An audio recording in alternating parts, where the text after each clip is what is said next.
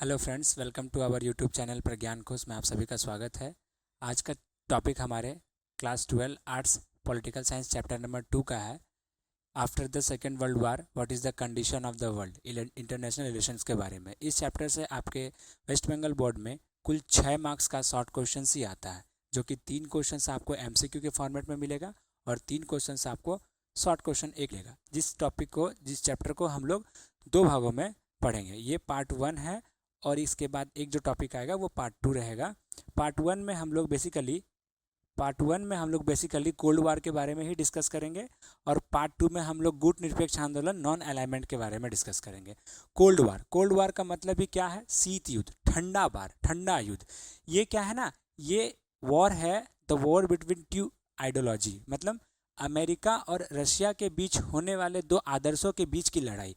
इस लड़ाई में किसी भी प्रकार के अस्त्र शस्त्र का कोई भी इस्तेमाल नहीं हुआ था, बल्कि यह लड़ाई सिर्फ और सिर्फ अपने आप को विश्व का प्रधान देश, सेकेंड वर्ल्ड वार में ये दोनों ही देश विजयी देश है और दोनों ही चाहते थे कि हम विश्व का सबसे सुप्रीम पावर बन के रहे। तो बस ये 2 आइडियोलॉजी की लड़ाई है। और इसमें से एक छोटा सा बात याद रखेंगे कि यूएसए का जो टीम था, जो वो एक संगठन बनाया था कि वो अपने सपोर्टर्स को जहाँ पे रखना चाहते थे, वो है नाटो।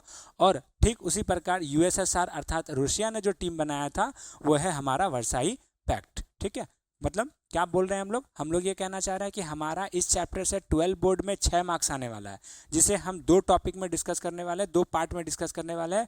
पहला पार्ट है कोल्ड वार। कोल्ड वार क्या है? सेकेंड वर्ल्ड वार के बाद 2 देशों के बीच के आदर्शों की लड़ाई। वो 2 देश कौन सा है? अमेरिका और रशिया। और इन दोनों देश ने अपने अपने आदर्शों में सुप्रीम दिखाने के लिए जो 2 टीम बनाए थे, अमेरिका के द्वारा बनाए गए टीम का नाम नाटो और रशिया के द्वारा बनाए गए टीम का नाम वर्साई पैक्ट है। ठीक है, और ये इसी के साथ हम लोग क्या करते हैं, अपने MCQs को स्टार्ट करते हैं। सबसे पहला MCQ देखेंगे, सेकेंड वर्ल्ड वार के कब से कब तक चला, द्वितीय विश्व युद्ध कब से कब तक चला? तो इसका डेट हम लोग याद रखेंगे 1939 से 1945। नेक्स्ट देखेंगे, शीत युद्ध से जुड़े हुए देशों के नाम बताएं। तो अभी हम लोग जस्ट पढ़े ही थे कि कोल्ड वार किन 2 देशों के बीच की लड़ाई थी, 2 आदर्शों के बीच की लड़ाई थी, संयुक्त राज्य अमेरिका और सोवियत संघ। रशिया को हम लोग सोवियत संघ भी कहते हैं। शीत युद्ध शब्द का प्रथम प्रयोग किया गया था। ये कोल्ड वार शब्द का सबसे पहली बार प्रयोग किसने किया था? तो इसका सही आंसर हो जाएगा बर्नार्ड बारूच के द्वारा। ये कई बार बोर्ड एग्जामिनेशन में पूछा जा चुका है और आगे भी पूछने की बहुत बार इसकी संभावना है। आगे देखेंगे, शीत युद्ध को गर्म शांति के रूप में किसने वर्णित किया था? तो इसका सही आंसर हो जाएगा फ्रैंकलिन ने। शीत युद्ध को गर्म शांति कहने वाला क्या है, कौन व्यक्ति है? फ्रैंकेल।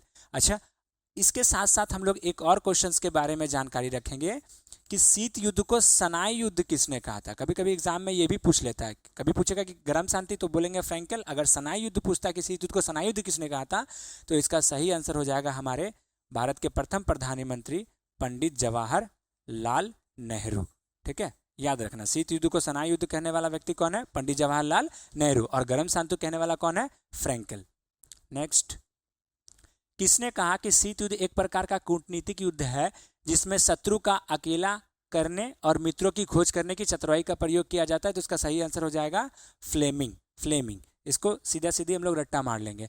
शीत युद्ध का एक मुख्य कारण क्या था, एक प्रमुख कारण क्या था? आदर्शों में विभिन्नता। हमने आपको पहले ही बोला था, द वॉर बिटवीन 2 आइडियोलॉजीज, 2 आदर्शों के बीच की ये लड़ाई है। हिंद स्वराज पुस्तक के लेखक कौन है? तो इसका सही आंसर हो जाएगा MK गांधी, मोहनदास करमचंद्र गांधी के द्वारा लिखी गई पुस्तक का नाम है हिंद स्वराज। ट्रूमैन सिद्धांत की घोषणा हुई थी, कब हुई थी? 1947। जिस ईयर हम लोगों का देश आज़ाद हुआ था उसी ईयर ये ट्रूमैन सिद्धांत की घोषणा हुई थी। मार्शल योजना कब से लागू हुई थी? तो 1949 से मार्शल योजना लागू हुई थी। आगे का सवाल देखेंगे, शीत युद्ध का अंत कब हुआ था?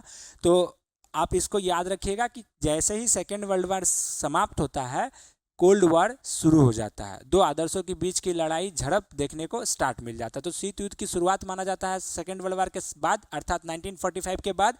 और इसका अंत कब माना जाता है? तो इसका अंत माना जाता है जब USSR कुछ भागों में विभक्त हो जाता है, टूट जाता है, और अमेरिका समझिए तो एक प्रकार से उसकी जीत होती है।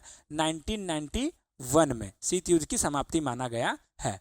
नाटो का गठन हुआ था, कब हुआ था? तो नाटो का गठन याद रखेंगे 4 अप्रैल 1949 को। और इसका गठन करने वाला देश कौन है?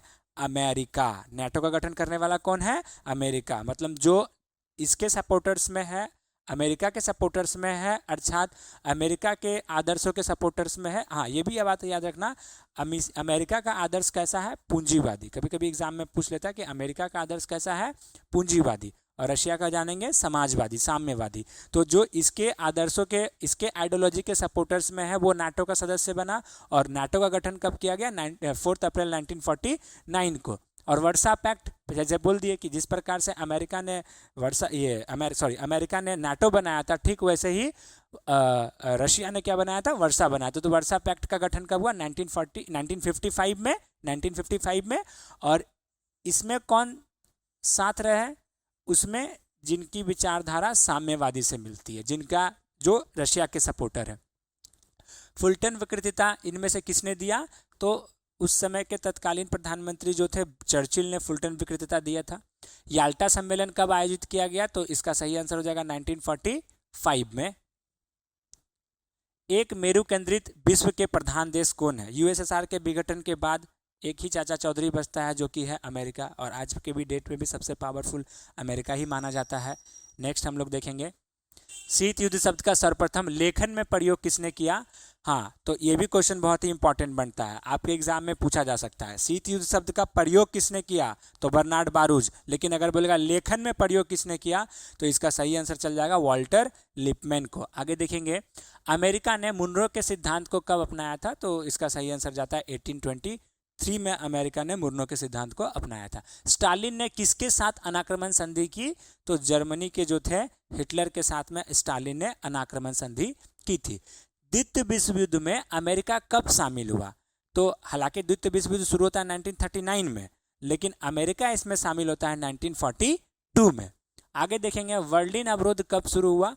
बर्लिन एक आपके चैप्टर 2 के बुक में ही इसके एक डिटेल में बर्लिन संकट के बारे में चर्चा किया गया है, कभी समय मिले तो उसे पढ़िएगा। फिलहाल आप जान के रखें कि बर्लिन अवरोध कब शुरू होता है? तो 1948 में। कभी एग्जाम में ये भी पूछ लिया जाता है कि कब समाप्त हुआ, बर्लिन अवरोध कब समाप्त हुआ। समाप्त पूछेगा तो 1949, एक साल के बाद, और शुरू बोलेगा तो 1948 बोलेंगे। आगे देखते हैं, कोरिया युद्ध किस वर्ष शुरू होता है?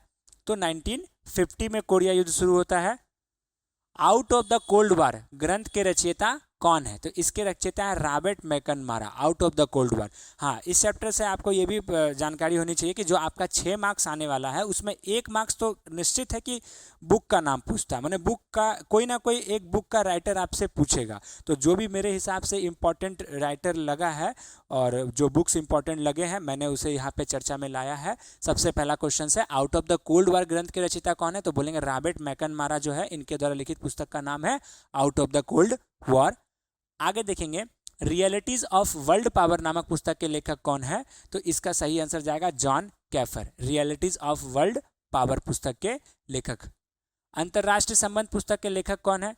तो इसका सही आंसर हो जाएगा बार्टोन। अंतरराष्ट्रीय संबंध पुस्तक के लेखक कौन है? तो बार्टोन।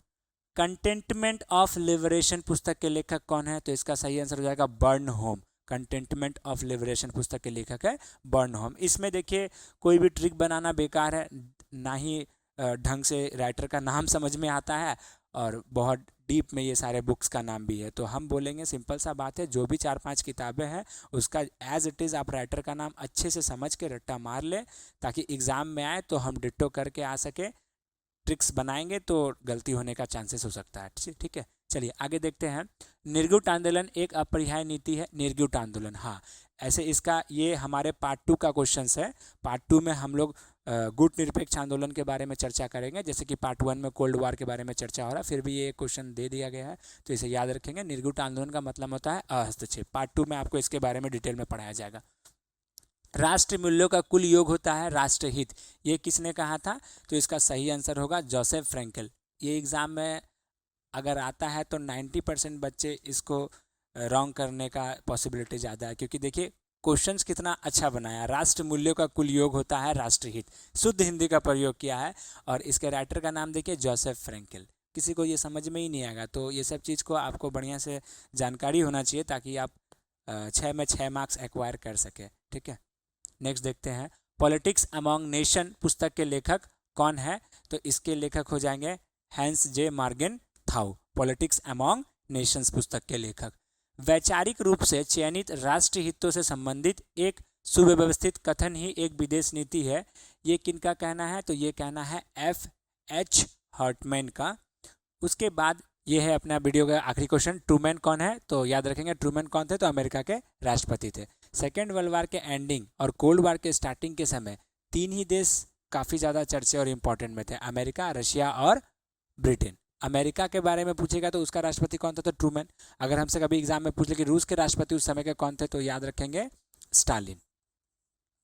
और ब्रिटेन के उस समय के प्रधानमंत्री कौन थे? तो चर्चिल। ये तीन नाम आपको याद रखना है, ट्रूमैन, स्टालिन और Churchill. Truman connected with America, Stalin Russia and Churchill Britain. इसी के साथ अपना ये वीडियो समाप्त होता है। अगर वीडियो पसंद आए तो चैनल को लाइक एंड सब्सक्राइब करना ना भूलें और अपने दोस्तों के साथ शेयर करें ताकि उनके भी बोर्ड एग्जाम में कुछ हेल्प हो सके। जय हिंद, जय भारत।